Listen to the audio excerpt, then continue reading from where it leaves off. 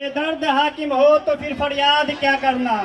एक वो दौर था 90 का जब हमें बिहार छोड़ना पड़ा। हमारे जैसे लाखों नौजवानों को, हमारे पूर्वजों को अपनी धरती छोड़नी पड़ी।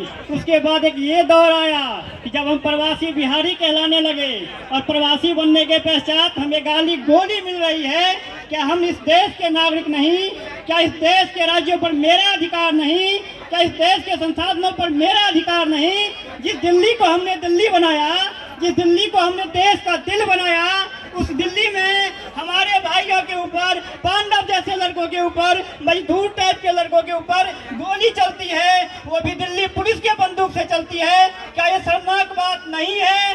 क्या हमें इसका प्रतिकार नहीं करना चाहिए? क्या हमें इसका प्रतिकार नहीं करना चाहिए? आज देश के दिल्ली में जंतर मंतर पर ये नजीर स्थापित हो गए। मुंबई हो, मद्रास हो, चेन्नई हो, तमिलनाडु हो या कोई और अन्य राज्य हो, अगर कोई गैर बिहारी एक बिहारी पर अपनी गंदी नजर डालेगा, उसे गाली देगा, गोली देगा, तो अब किसी भी सूरत में बर्दाश्त नहीं किया जाएगा।